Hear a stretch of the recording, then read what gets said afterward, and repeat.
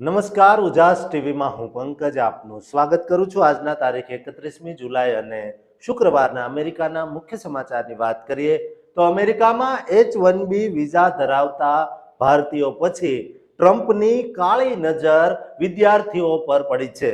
H1B visa ધારકો પર $1,00,000ની fee વસૂલવાના નિયમ પછી વિદ્યાર્થીઓ પાસેથી ઓપીટી પ્રોગ્રામ માટે $1,00,000 લેવાનો કારસો ઘડાઈ ચૂક્યો છે, જેથી ભારતીય વિદ્યાર્થીઓના સપના તૂટી જાય તેવી સ્થિતિ સર્જાય છે। તેની વિગતે વાત કરીશું।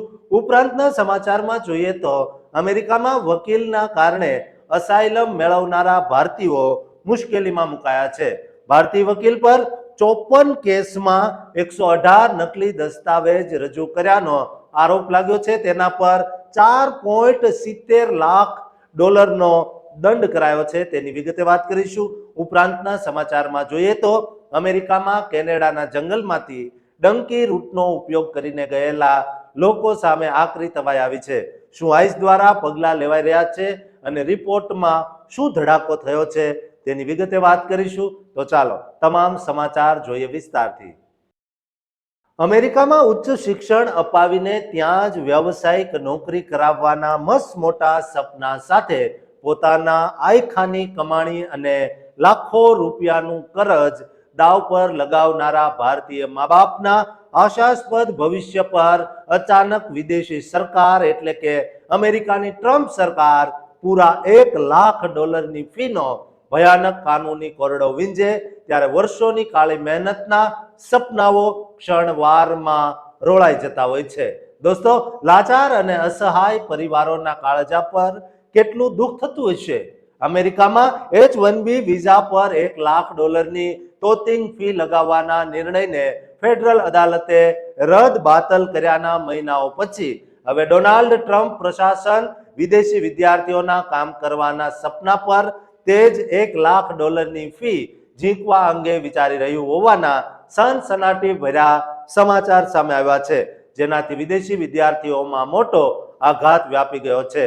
પ્રખ્યાત વર્તમાન પત્ર વોલ સ્ટ્રીટ જર્નલ એટલે કે WSJના અહેવાલ મુજબ ટ્રમ્પ સરકાર અમેરિકન યુનિવર્સિટીઓમાંથી ગ્રેજ્યુએટ થઈને ત્યાં નોકરી કરવા ઈચ્છતા વિદેશી વિદ્યાર્થીઓના ઓપ્શનલ પ્રેક્ટિકલ ટ્રેનિંગ એટલે કે ઓપીટી પ્રોગ્રામ પર $1,00,000ની ફી જોડવાની દરખાસ્ત પર વિચારણા કરી રહ્યું છે। ઓપીટી પ્રોગ્રામ એ F1 વિદ્યાર્થીઓને અભ્યાસ પછી 1 થી 3 વર્ષ સુધી કામ કરવાની સુવિધા પૂરી પાડે છે। અહેવાલો દર્શાવે છે કે જો આ નિર્ણય અમલમાં આવશે તો અમેરિકામાં ભણતા અને નોકરીની આશા રાખતા 3,60,000થી વધુ ભારતીય વિદ્યાર્થીઓના અમેરિકન ડ્રીમ પર સીધો ભયાનક પ્રહાર થશે।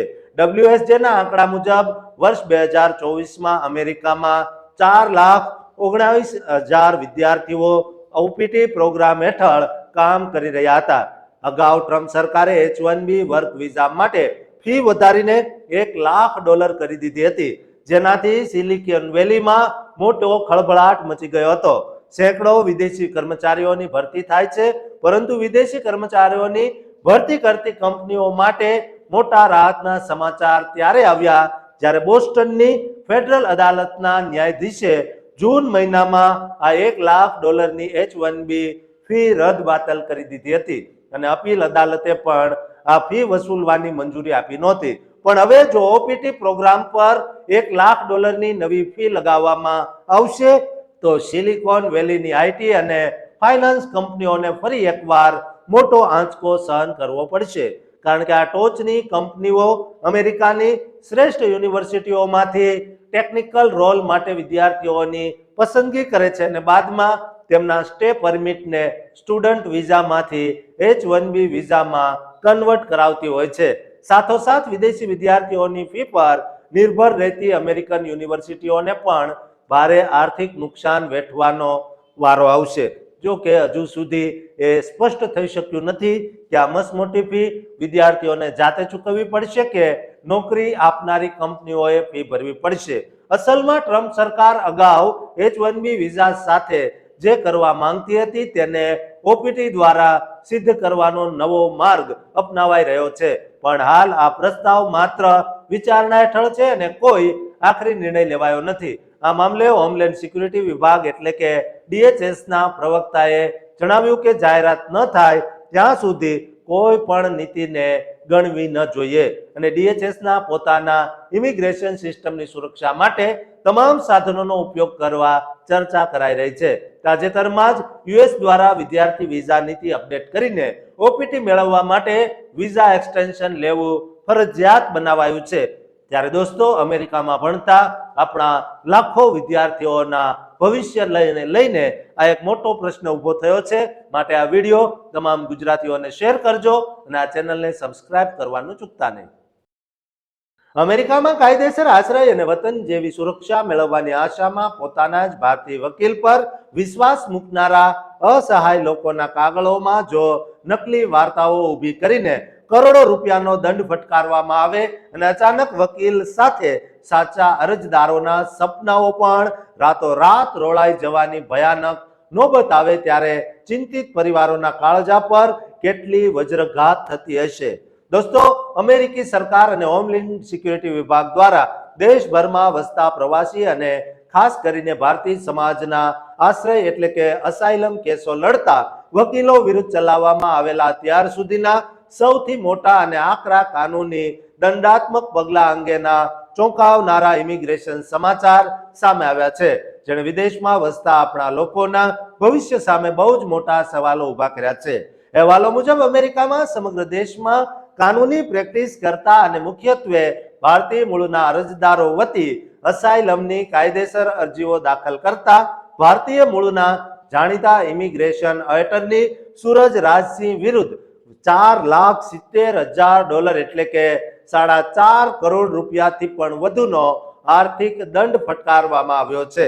US immigration and customs enforcement એટલે કે આઈસની હોમલેન્ડ સિક્યુરિટી ઇન્વેસ્ટિગેશન્સ એટલે કે HSI ની કડક તપાસમાં ખુલાસો થયો છે કે એટર્ની સૂરજ રાજસિંહે પોતાના અસાઇલમ કેસોમાં 54 જેટલી અરજીઓ અંદર પૂરા 118 નકલી અને બોગસ દસ્તાવેજો બનાવીને અદાલતમાં રજૂ કર્યા હતા.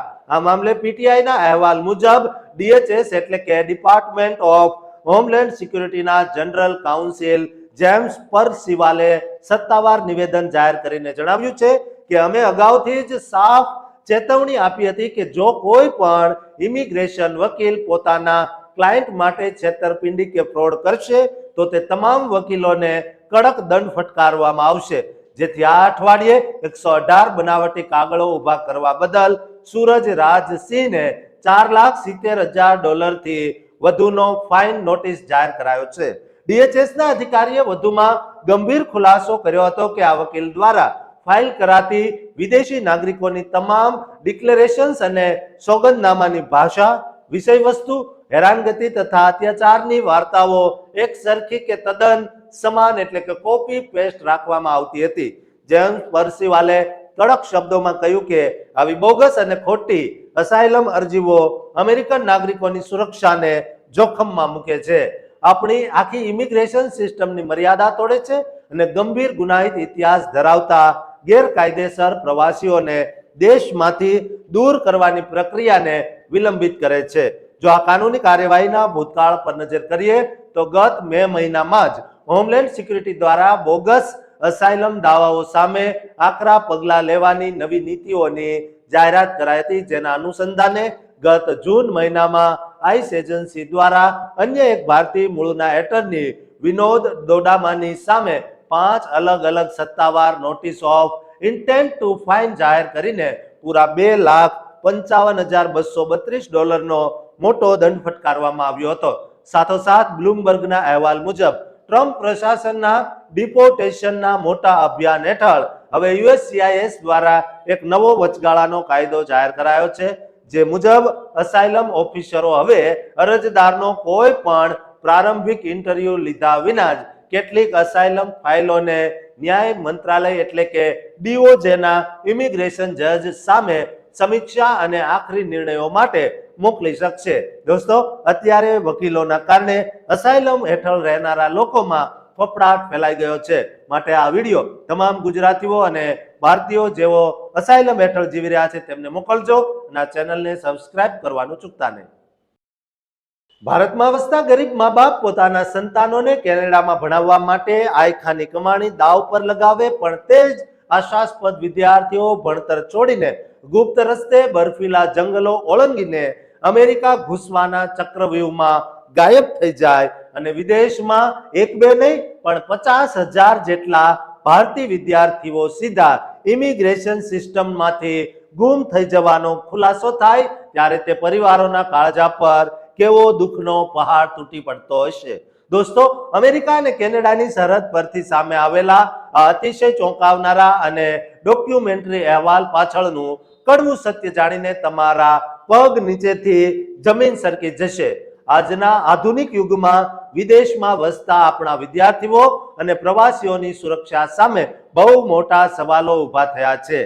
તાજેતરમાં ગત 30 જુલાઈ 2026ના રોજ અમેરિકાના પ્રખ્યાત conservative advocacy group turning point USA એટલે કે TPUSA ના ઇન્વેસ્ટિગેટિવ પ્લેટફોર્મ્સ ફ્રન્ટ લાઇન્સ દ્વારા from India to America the Canadian smuggling route નામની એક અતિશય સનસનાટીભરી ડોક્યુમેન્ટરી ફિલ્મ રિલીઝ કરવામાં આવી છે, જેના લીધે વૈશ્વિક ઇમિગ્રેશન જગતમાં મોટો ભૂકંપ આવ્યો છે.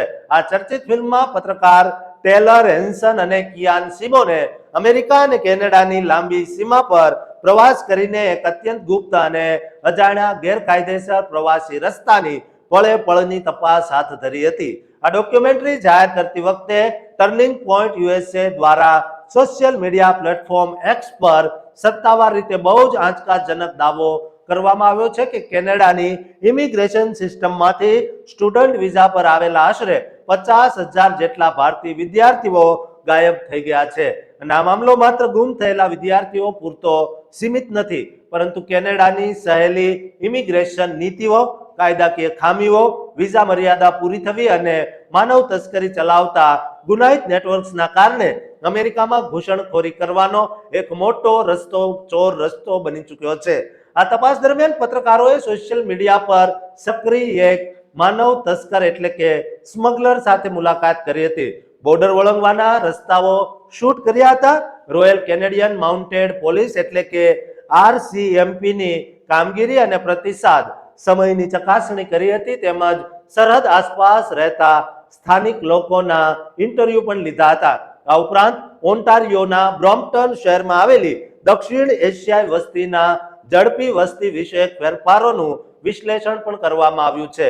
ટર્નિંગ પોઈન્ટ યુએસએ નો દાવો છે કે કેનેડા હવે અમેરિકામાં ઘૂસવા માટે માત્ર એક કદમ એટલે કે સ્ટેપિંગ સ્ટોન બની રહ્યું છે અને દક્ષિણી મેક્સિકો બોર્ડર સરખામણીએ ઉત્તરીય કેનેડા બોર્ડરની સુરક્ષા બહુ જ ઓછું ધ્યાન આપવામાં આવી રહ્યું છે.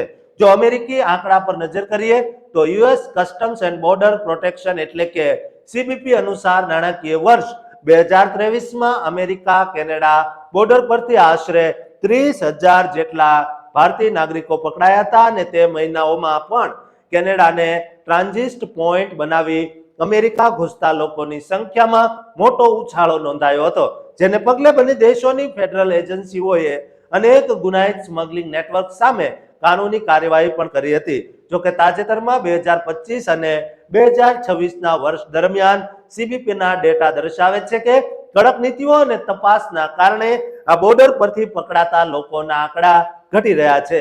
હાલ આ ડોક્યુમેન્ટરીથી નવી રાજકીય ચર્ચા જાગી છે, જ્યાં સમર્થકો બોર્ડર સુરક્ષા કડક કરવાની માંગ કરી રહ્યા છે, જ્યારે આલોચકો માત્ર અપ્રમાણિત દાવાઓથી ખોટા તારણો ન કાઢવાની સલાહ આપી રહ્યા છે.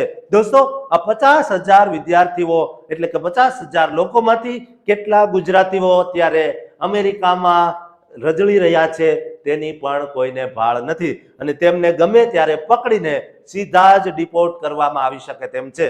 માટે દોસ્તો, આ વિડીયો તમામ ગુજરાતીઓને શેર કરજો અને જે લોકો આવી બોર્ડર પાર કરવા ઈચ્છે છે અથવા બોર્ડર પાર કરી ચૂક્યા છે તેમને સલામત રહે તો જ અમેરિકામાં રહી શકશે તેમ માટે આ વિડીયો શેર કરજો અને આ ચેનલને સબસ્ક્રાઇબ કરવાનું ચૂકતા નહીં.